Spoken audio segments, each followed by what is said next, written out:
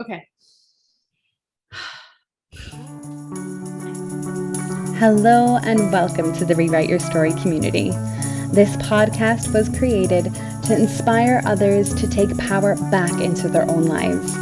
I'm here to share the stories and tools that I have learned through my own life experiences and my guests as well to help you rewrite your story forever. This podcast is best paired with an open mind and a journal, so let's get comfy and dive right in. Hey everyone, and welcome back to the Rewrite Your Story podcast. For those of you who are joining us this week on YouTube, you will see that we have a wonderful guest with us again. Jenny, I'd love if you could give yourself a bit of an intro for anybody here who doesn't know who you are. If you could say hello and just introduce yourself. Thanks, Amy. My name is Jenny Chaffetz, and I am the Gentle Vegan. And I'm so excited to be here. Awesome. Well, I'm excited to have you here. Jenny and I, like a few of my guests recently, we connected through the Hungry for Happiness certification program that we're both doing. And I've connected to Jenny quite a bit. And we were just talking about this off camera before we started recording, but we talk the odd time in the group rooms that we're in, and we'll interact with each other's posts on social media. But I was like, this is like the first time we've actually started talking, but I feel like I've already talked to you before. Like it's interesting. And I'm sure a few of you guys can relate if you've had these online relationships, online connections with people. But it's interesting even just chatting to you, like the time we were just chatting off camera there, we were just chit-chatting away, and then we realized, crap, we've been talking for an hour. We should really get into the podcast. But it's great when you feel like you've had these connections with people for a long time. And I feel like that's, again, another reminder of a realization of why I was called to bring you on here. Like, I've been really drawn to Jenny's stuff. And I know some of you listening might hear Jenny The Jentle Vegan. Oh gosh, this is going to be a vegan podcast. And it's not, okay? Just as a heads up, okay? As Jenny and I were talking before off camera, I'm not a vegan. Like, I know that word can sometimes be triggering for people, but trust me, it's a safe space. And I wouldn't have Jenny here if I didn't think she would add you guys some amazing value. And I've always been interested with her stuff. She catches me off guard online all the time with just her really vibrant videos, jumping around in her bug suit in the wilderness. And if you guys want to know what that looks like, I encourage you to go creep her on Instagram. Let's face it, we all love a good creep on this podcast. But I will give you her info near the end of the episode. So if you want to hear about what this bug suit looks like, you're going to have to watch this whole episode and then find out how to get in touch. But there was a particular live Jenny done the other week that really, really captivated me. And I messaged her and I just said, yo, would you be up doing a podcast about this? Because I feel like the world needs to hear literally what you just talked about. And like, how did that feel when I messaged you, Jenny? Be like, come on, I want to share this with the world. Oh, it was so validating. Yeah. Sometimes you talk to a screen, and if there's no one giving you any pings or hearts, or you're like, is anyone out there? Did anyone hear this? Does this matter at all? Yeah. Yeah. And it really rung true to me. And that's why I wanted to get Jenny on here to, like, I guess, talk to all of you guys. Was she was talking about the diet culture and how scarcity comes a lot with that, and how she has now started living in abundance. And I know, a good while back when I had Kyle on the podcast talking about that toxicity about gym culture and the fitness world, and how his business and outlook has been reshaping that and transforming that image. When Jenny was talking about this in her podcast, I was like, this is like the next step of that. And I just really wanted her to come on and share her journey and give you guys some insights into this world to stop beating yourself up with this diet culture and scarcity mindset, and to start taking care of your bodies and how you treat, not only how you treat them, but how you talk to yourself, like all of that grace and wellness that comes from fueling your body right. I think I said it in my podcast last week, you wouldn't put diesel in a petrol car. So like why would you mess around with your body? And, parts of what we do is torture ourselves with diet culture and counting numbers and counting calories. And don't get me wrong, I'm sure some of you love that. Your goal, you like to have the numbers and chase the goals. But with a lot of us, it's that feeling that can bring us down. And when you treat yourself crappy and you're making yourself feel shitty, it's hard. It's a tough ride. And Jenny, you were so beautiful in your story, but when you went live, kind of sharing and being so open, that I'd love if you could transfer some of that knowledge and insights to the listeners here. And maybe a good place to start is with kind of talking about your world of dieting and what that looked like for you when you first got into that world. Sure. It's hard for me to remember a time in my life before dieting. I started dieting at a young age. I grew up in a household where dieting was normal. And I grew up with the diet sodas and Crystal Light, and as more diet products came out, the lean cuisines and all that stuff, it was in our house. Yeah. Yep. And Snackwells, which is probably before your time, but people can Google it. It was, the cookie that was low fat, but super high in sugar and chemicals and other stuff. So I've dieted in some fashion pretty much my entire aware life. And with that, the body image issues and the compare despair and the you mentioned scarcity. I mentioned scarcity, that just the feeling of less than and not measuring up. And when your whole identity is a less than, it melds nicely with eating less than. And so it's just a whole less than life. Like I'm not as pretty as she is. I'm not as thin as she is. I'm not as fit. I can't do a split. I can't run a mile as fast as she can. Yeah. So let's eat less than. Let's consume products that are less than the real stuff. Why have a real dish of ice cream when I can have a low fat, sugar-free, chemical filled, less than real, less lower quality. It's just everything was lower and less and lacking. And I mean, I'm not going to be one of those people. I hate when people say, I've tried every diet. No, you probably haven't. I guarantee you there's something.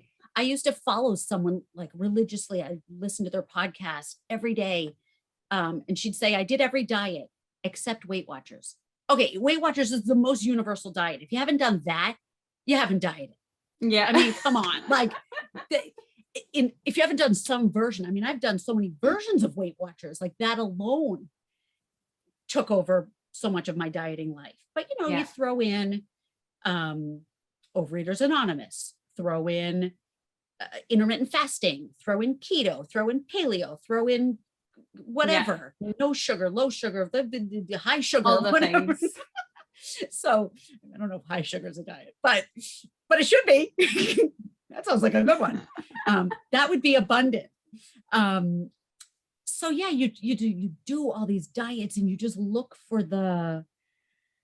and pills. In addition to dieting, let's also include the shakes, the pills, the programs, the counting, the tracking, the measuring. Yeah. And with pills, there's the over-the-counter, and then there's also the abusing of, there is prescription, like legit prescription weight loss drugs, which I've done. And then also abusing prescription drugs that were not prescribed to you. Yeah. But, the Adderall and the Ritalin and the things that the ADHD meds that were prescribed for someone else, but could be used as a stimulant for you. And so it's just, it's horrifying to look back at my history and think of the horrible things I've done. I mean, you talk about putting diesel in a Lamborghini. I mean, Mm-hmm. how about also putting, orange juice in the motor and, throw in shit that doesn't belong in a car. Yeah. And let's just throw that into the highest end luxury vehicle and see how it runs. Yeah. So it's like, if we look at our bodies as the highest end vehicle and we're throwing in chemicals that do not belong in a body, pills, shakes, things with ingredients with 12 syllables. I mean, these are not, and then we wonder why we sleep like shit, feel like shit, can't concentrate, can't relate to others, can't complete a task. We're angry, or we go between anger and happiness. And then we look for, more solutions for those problems, when if we just went back to the beginning and said, how about I don't put snack wells in my body, and instead like have a cookie or an orange, Yeah. Something a bit more natural and real, like actually. Yeah. And even if it is, I guess part of it is the mindset too. I guess if you truly like the taste of a snack well or a lean cuisine, sure. I mean, I'm not going to, vilify those things. If the mindset, it's when I know I'm going all over the place. I'm sorry. Go for it. I love it. Okay. So one of my most successful times at Weight Watchers, like I made it to lifetime, which if you're a Weight Watchers person, that's the holy grail. If you're not in Weight Watchers, you just think I'm talking about like, nonsense, but lifetime, no idea. Okay. Is like the pinnacle, the achievement. You've lost the weight that they told you, that the external source told you need to lose, the chart. You lost the weight, and then you maintained it for a certain amount of time. So you could win, you won, you got lifetime. So after my daughter's 14, I brought her to a Weight Watchers meeting, like in a bucket carrier when she was 2 weeks old. And I started my, not my last, but, one of my rounds of Weight Watchers. And it was the time I had 2 kids under 2. I had no friends. I lived in a place where I literally had made no friends. It's not like, well, feel bad for me. Yeah. No, I didn't have friends. I had left my job because I had kids, and so it was perfect. I had no social life. It was the best time to follow the Weight Watchers plan because I stayed home with 2 babies and could do my microwave meal. And I mean, I kept my journals for so long. I think I finally threw them out, but I looked back at them and it was like, well, of course I lost weight. I think I was eating like, I don't know, 700 or 800 calories a day. Wow. And I mean, it was, a frozen meal, some sort of like salad with low calorie protein, and a package processed crappy something for breakfast. Like it was next to nothing. And so I made lifetime for like 5 minutes. I mean, it was so stupid. Oh my God, what was my original point of bringing up lifetime? But I brought her, I bring this child at 2 weeks old. I go to Weight Watchers, I lose all the weight. And the crap that I was eating, I mean, the low amount, and then looking back at the diary and seeing, okay, package, processed, chemical. Did I have a piece of real food? And it was such, I mean, it was just such a weird experience to, I don't know. I can't remember my original point, but it was this messed up journey of lose the weight, get validation from some sort of external source, the scale, another person, the chart. But when you ignore what's happening in here and probably in here, it's bubbling up Yeah. I mean, you can't fight it forever. Yeah. You can, it's like you can keep pushing. I'm sure there's like some, drain analogy or something, like you can push it down, but eventually it's going to come up.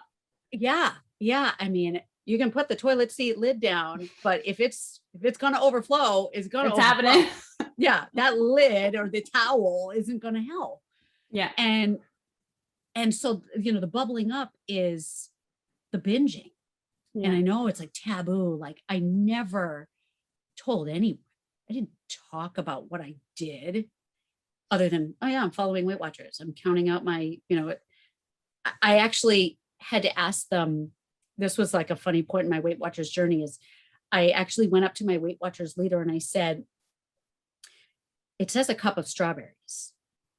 Is that whole strawberries or sliced? Because if I slice them, I could like mash down and get. Yeah. And she looked at me and she's like, Jenny, you're not here because you've eaten too many strawberries. Which is true. I don't have a weight problem from eating too many strawberries. But on the flip side, it was just maybe she was just trying to say eat strawberries. And maybe she was the best Weight Watchers leader that I ever encountered, because maybe she was just trying to say, just eat strawberries. It doesn't matter how many. She didn't, but maybe that was what she was trying to say. But I was so fixated on following the rules and getting the right points and not overdoing it. Being the good student. Yeah. But that's, and it's like, whoa, I don't have a weight problem because of too many strawberries. But I also don't have a weight problem necessarily from eating anything. It's like I have a weight problem because I have a fucked up relationship with food and my body, and to even call it a weight problem is a problem. Yeah. Why are we calling it a weight problem? Like, to look back and think, like, all these terms that we've used, like, it's not a weight problem. I had a mental health problem, or I had a mental health issue. I had a connection, a disconnection, or like a connection. You think of like a circuit that's like, I had that problem, like things weren't connecting and flowing in my system, and food was my drug of choice. Yeah. Maybe you choose alcohol, or maybe you choose shopping. My mother was a compulsive shopper, and after she died, I went to clean out her closet, and the number of clothing items that still had tags, it was like, whoa, I wish she were around so we could compare notes on our addictions. I don't even love that word. Why did I use that? I know.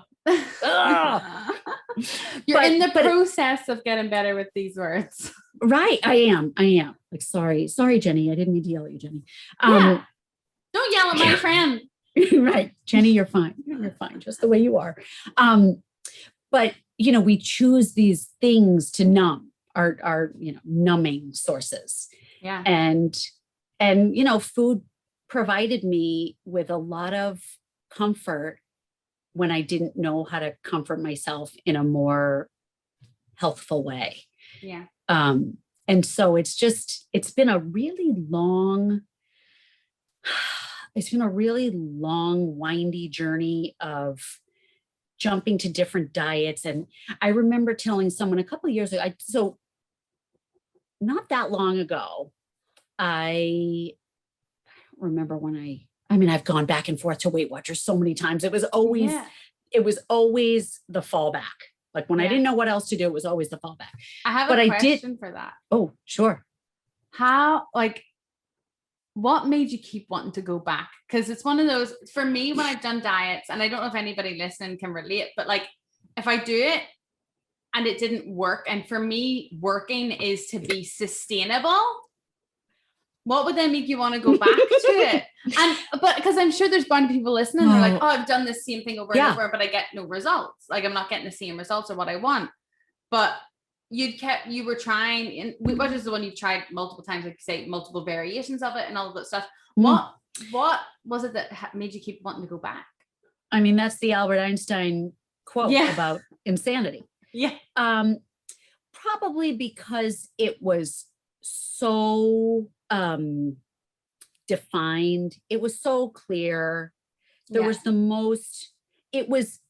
least intuitive. Yeah. For anyone out there who's into intuitive eating, who actually wants to connect to their body and eat based on if you're hungry and what looks good and what feels energizing or nourishing or comforting or whatever feeling you're trying to get, Weight Watchers is the least intuitive. Yeah. Because it's a chart. It's a booklet. Eat this, eat the cup of whole strawberries. If you're hungry afterwards, tough shit, have a glass of water. Yeah. Breathe in. Go distract yourself.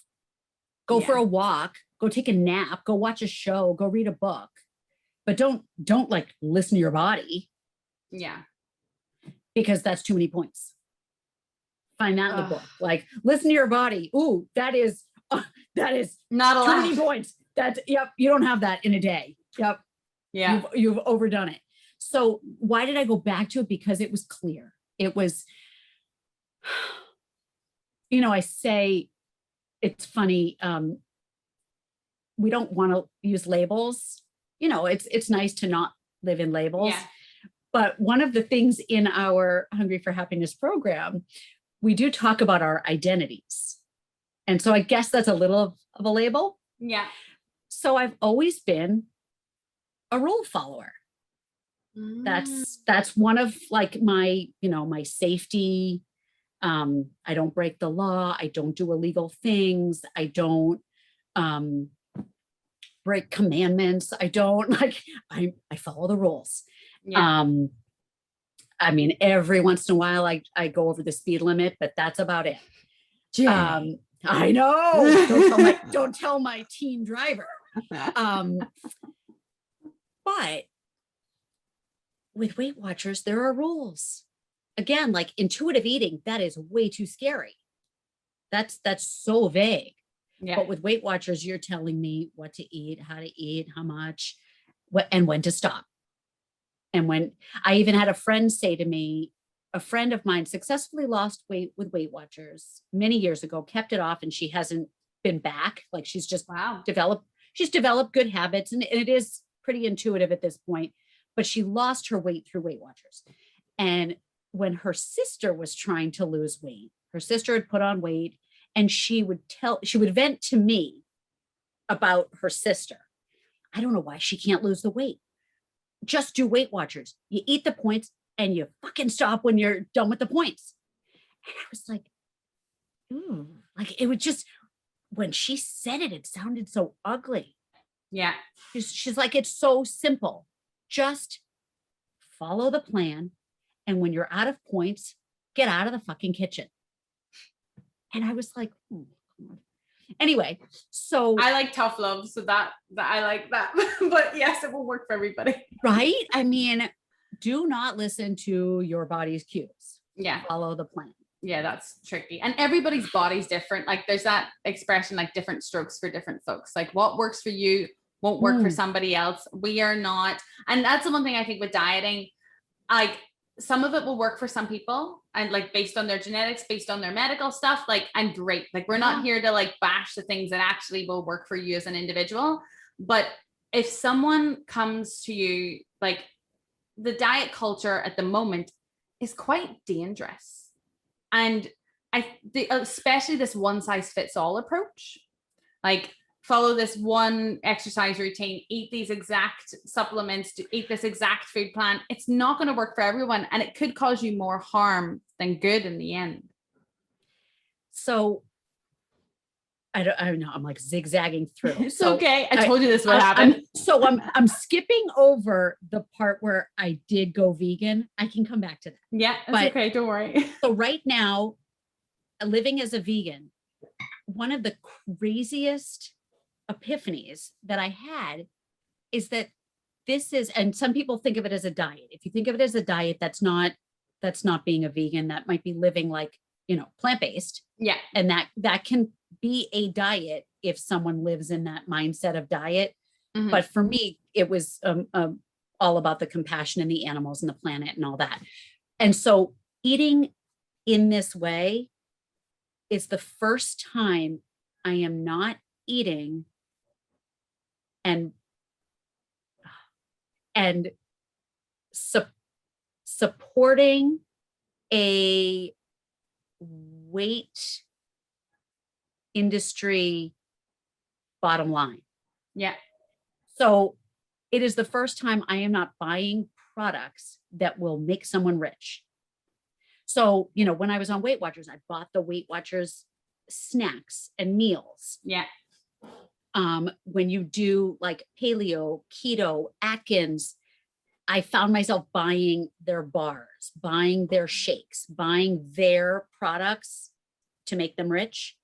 I mean, even Tom Brady, like, you know, the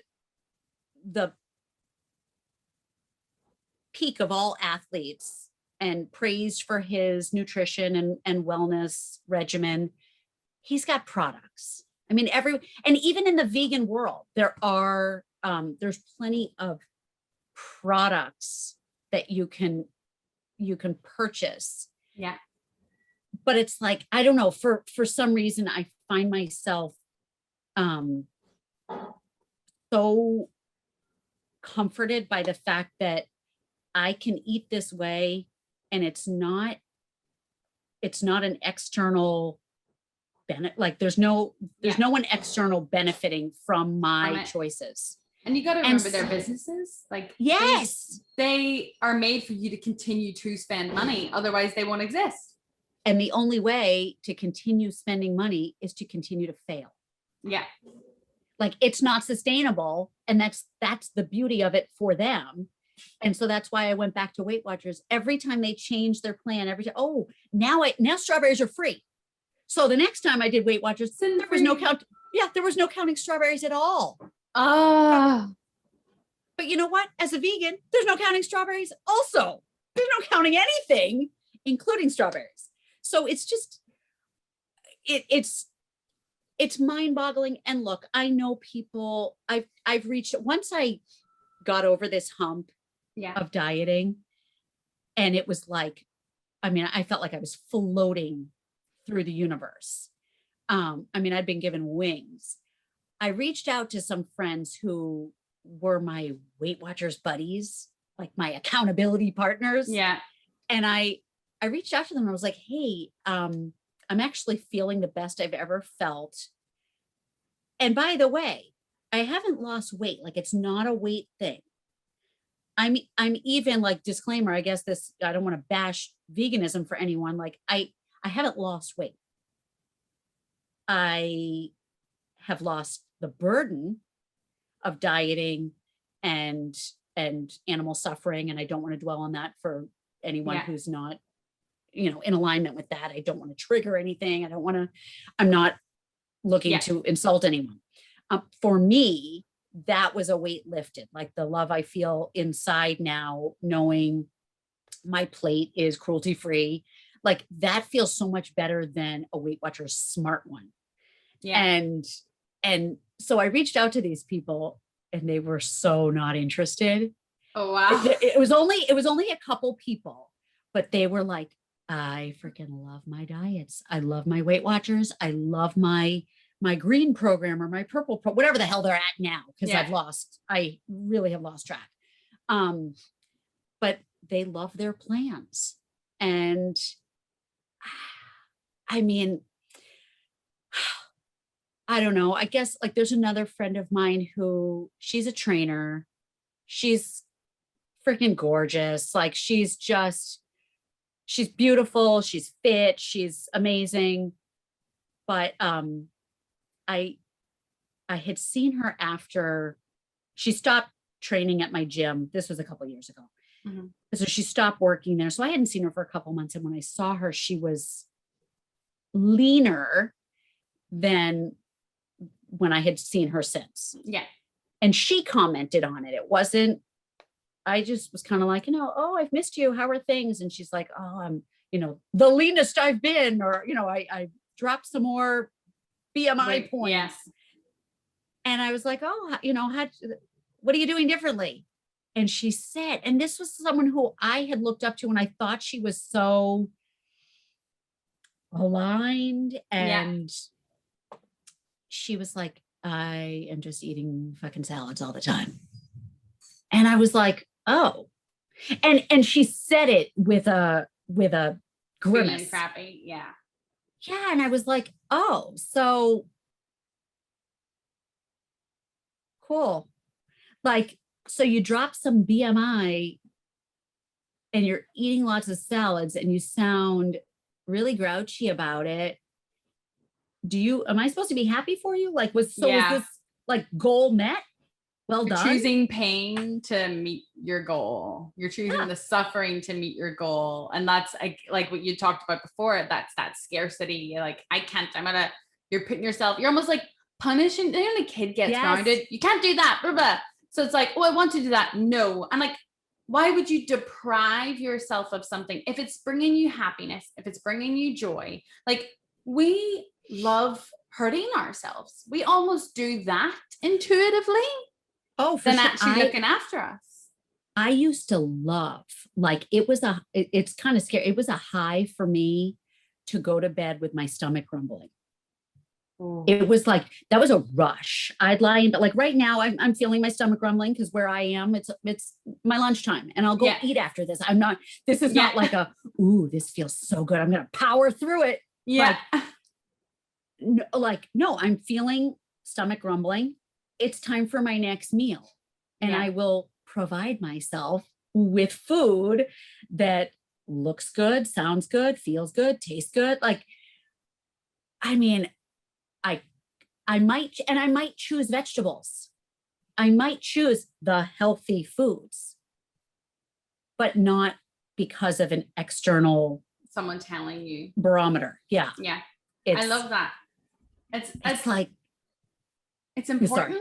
No, you're good. Like, it's so important. And I feel like it's this whole world of intuitive eating or listening to your body. It seems like it's new, but because everyone's like, oh yeah, people are doing this now. And this is a new thing. Right. This is what we did when we were first ever on this planet. And it's what, sorry to interrupt you, but it's also what most humans do. I mean, if you're in a first world country, like I'm not certainly not talking about impoverished, famine-ridden places, but most people, when they are born up until they start hearing freaking messages, most people are intuitive. Haven't you ever seen a kid push away food when they're done? Yeah. For anyone who's ever been around a child or has a child or has been at a restaurant and seen a child, like, they stop when they're done. Yeah.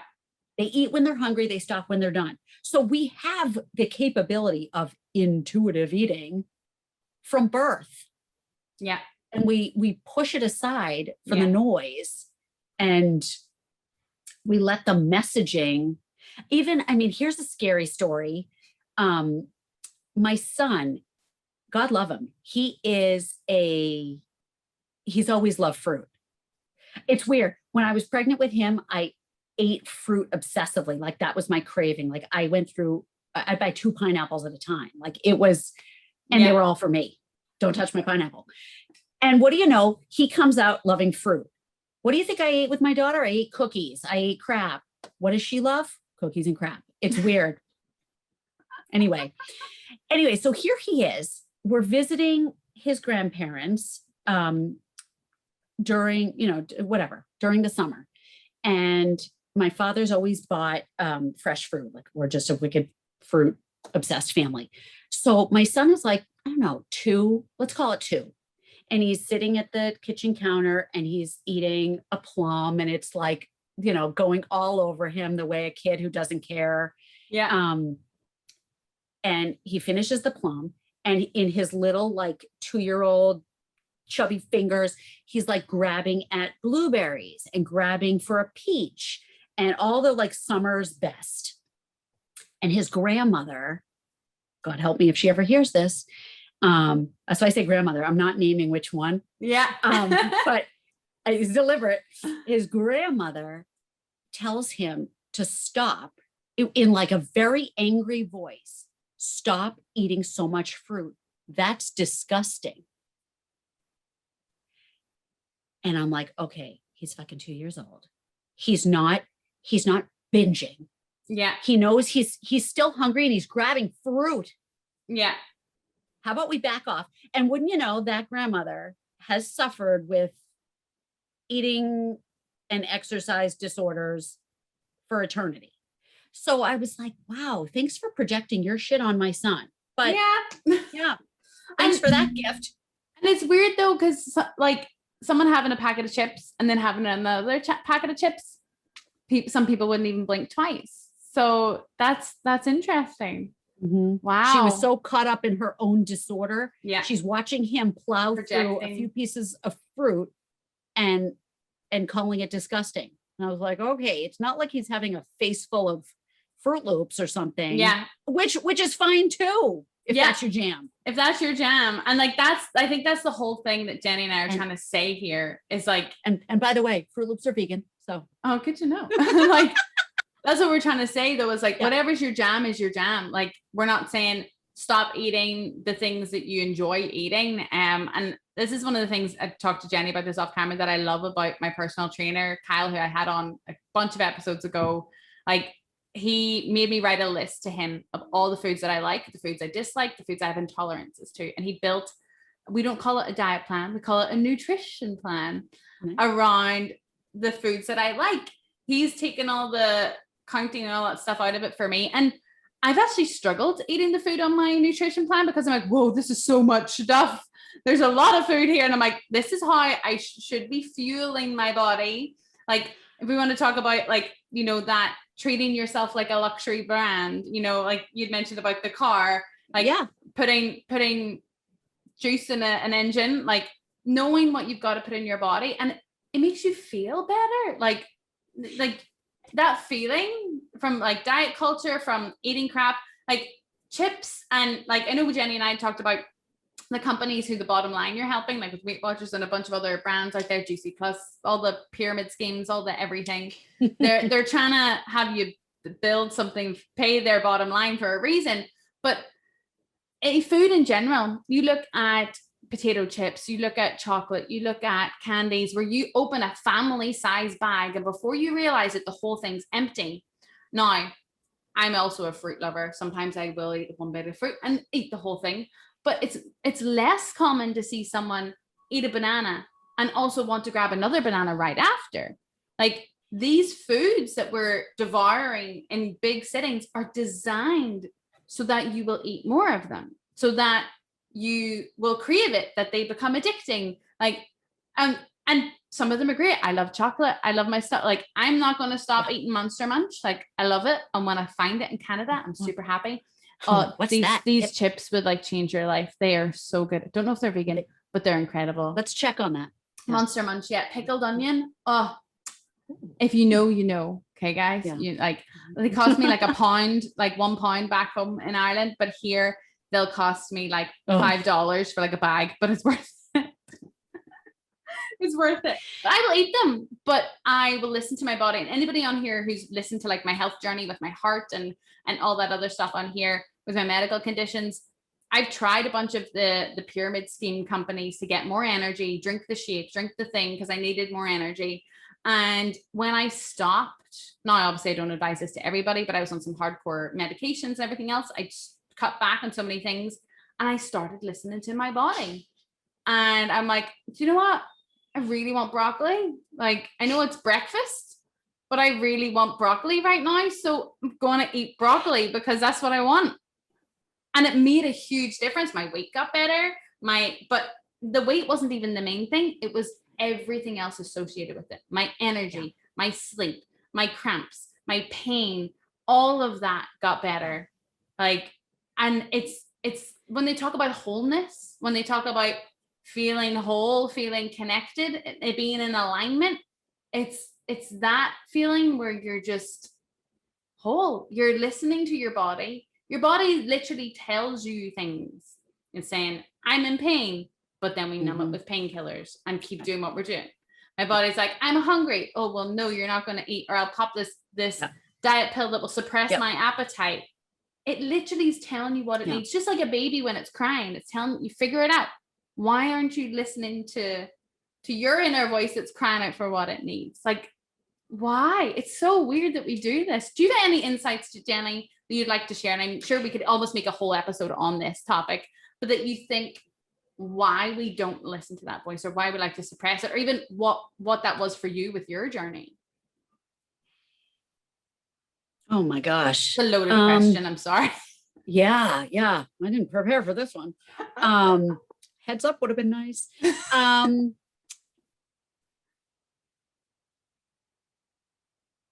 It's trite, but to say the messaging, the noise, all those external things, we get to a point where we're so, I don't know why, but we're so reliant on outside validation, and we have completely elevated certain people to godly status. So, and I guess, I could say the Tom Brady's and the other people who are maybe pushing my preferred method. Yeah. But, more so when we just think of, even like take The Biggest Loser, like the TV show, The Biggest Loser. Oh yeah. Like you take a show like that becomes hugely famous. Everyone's watching to see people lose 100 pounds, 200 pounds, whatever, 75% of their body weight. And they become this elevated status. They're on the cover of People magazine. They're like, and so we just completely ignore our own values, our own purpose, and we attach ourselves to, I've done multiple local Biggest Loser challenges. I haven't done everything, because I'm not going to say I've done everything, but I've done so many different things to try and lose the weight or look the part. And, I didn't want to be a frumpy mom and didn't want, and it's just, I don't know why. I don't know what, why the message has been passed on from person to person, year to year, generation to generation.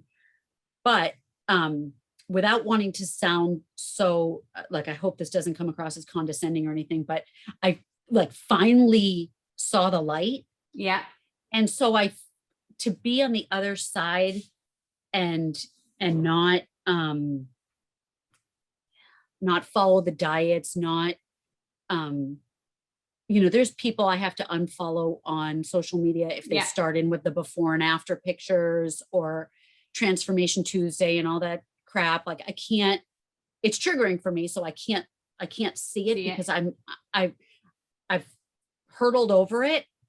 And now I'm in a place where I am listening to my body.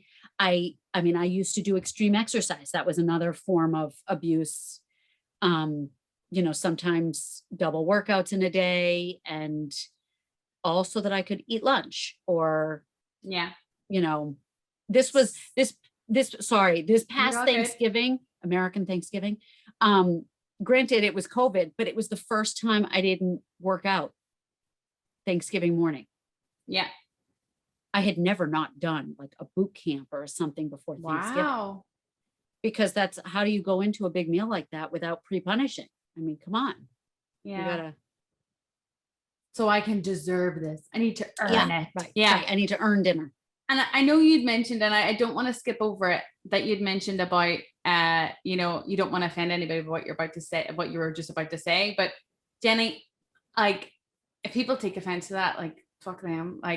Honestly, for me, what you're saying is you're at the forefront of a revolution that is around to change diet culture. You're literally at the forefront of this. How about if people love their programs, how about we do a program that the end goal is not the weight, it's the energy. You're sleeping better. You're not in pain. You're feeling better. I would love if someone did like an intuitive eating course that got you to just listen to your body and hone into your body. And like for any of you out there that are hearing what Jenny's saying and you're like, yeah, like I want to get that connection to my body, I want to know more, check her out, go give her a follow. Yes, okay, she does talk about her vegan world, but that's what's got her to that point, and that's what works for her. It might work for you, and it might be something you're interested in exploring in. And Jenny's been beautiful, even with questions that I've had about veganism and the world. Like, she is someone that if you want to get curious and ask questions to, like, you are in a very, very safe hands with this beautiful human. Like, I know it can be daunting sometimes with the vegan world. There's some people that it's like, you may as well be having a Bible basher in the street, shoving a Bible in your face. It can feel that way. And I get it. I get it. But just getting comfortable with listening to your body. What does your body need? I feel like Jenny's a really good place to start for any of you that want to check and get into this stuff.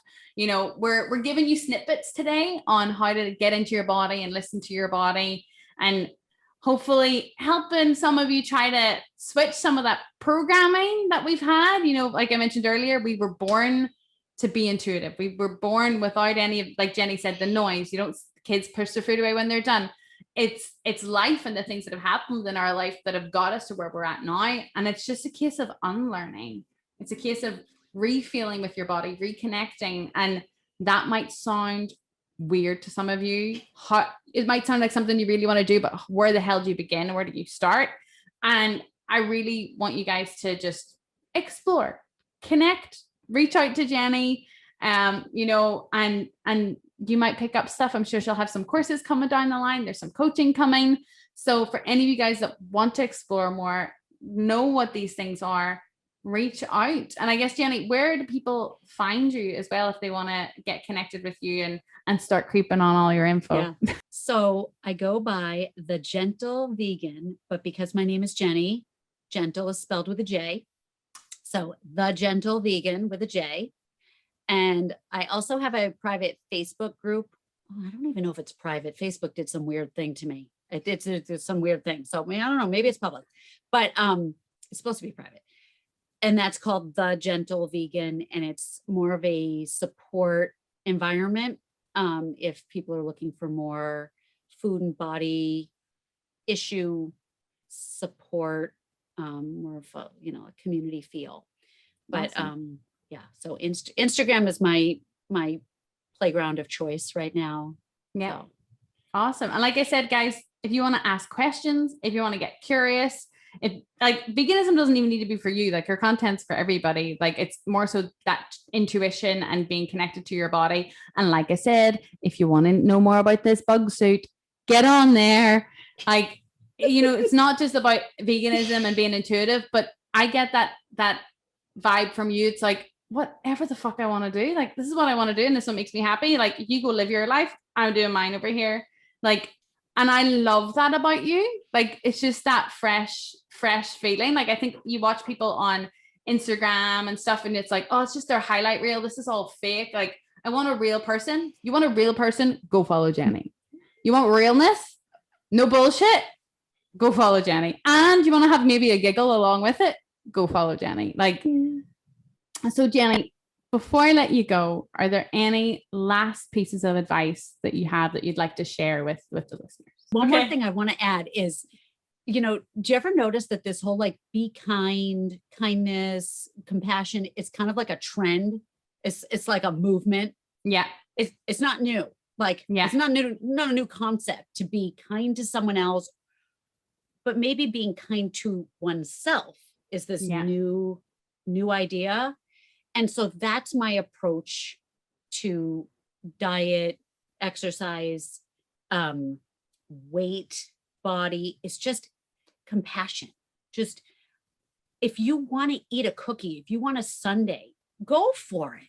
If that feels, you know, connected, if you're a part of a group that's going out for pizza, get the pizza. It doesn't have to be like, is this healthy? Is this not healthy? It's, you know, am I engaged? Do I feel involved? Do I feel connected to these other people? and know that you could still feel connected to the people. If you're not feeling the pizza, we live in an abundant society. You can have pizza tomorrow.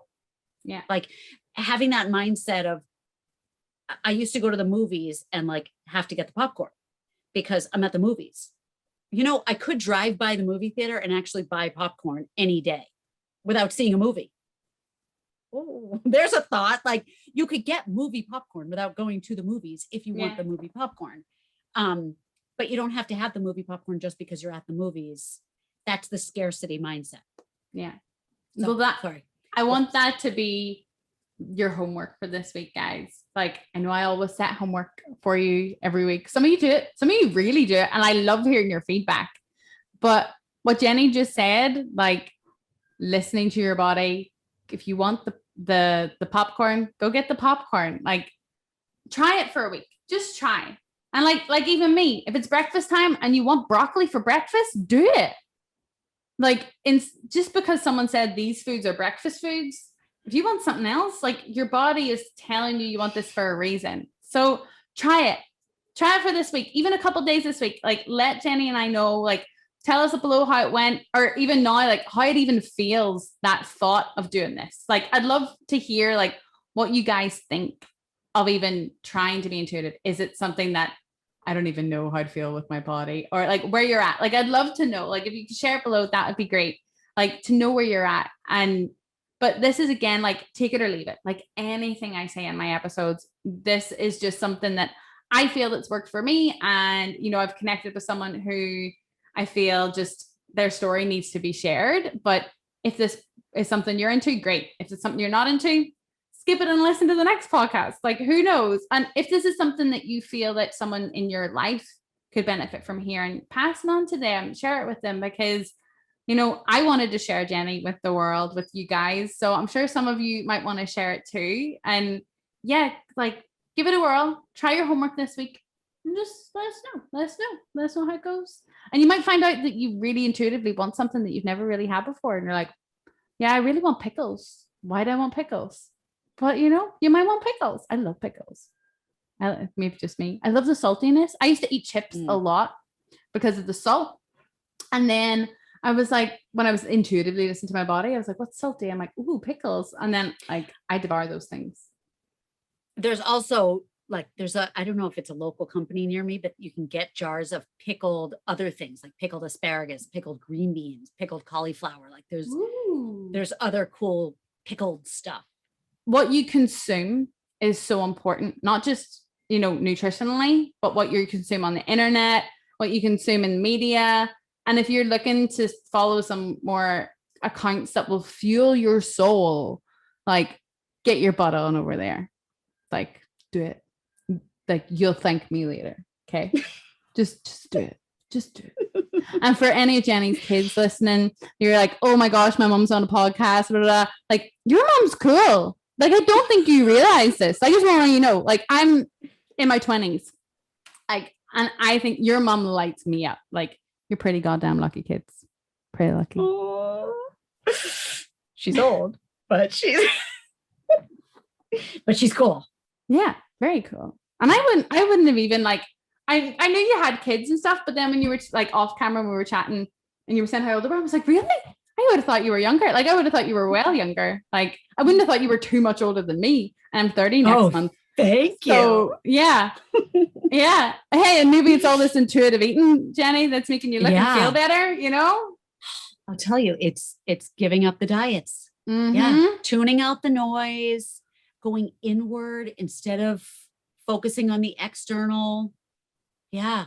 It's crowding out the crap with the goodness and cutting out the bullshit. Like, bye. It's giving your life a freaking haircut. Like it's just get rid of the dead weight. Yeah, the split ends. Like trim that shit. Yeah. Well, thank you for coming on. And like I feel energized now. I don't know what it is, but after I do these interviews, I'm like, I could like run a marathon or like go on a hike. I feel so buzzed. And like hopefully you guys listen and feel that way too. But Jenny, it's been a pleasure to have you on. I'm so excited to share you with this community. And yeah, guys, go creep go get connected. And Jenny, just thank you for coming on and just being you and sharing you with the world. That's awesome. Thank you, Amy. This was so fun. Yay. Well, until next week, everybody, stay safe, stay connected, and do your homework. And we will chat with you then. Bye. Thank you so much for tuning into the podcast this week. I really look forward to hearing what you got from this episode, what you did with regards to your homework this week, and if there was any light bulb moments you had. So please, please, please make sure to let me know what you thought and on what those moments were down below in the comment box. And make sure to subscribe to make sure you do not miss any new episodes. And if you want to be a part of the Rewrite Your Story community, make sure you hit that subscribe button on YouTube. And you can follow us at rewriteyourstory.ca on Instagram, Facebook, and our website.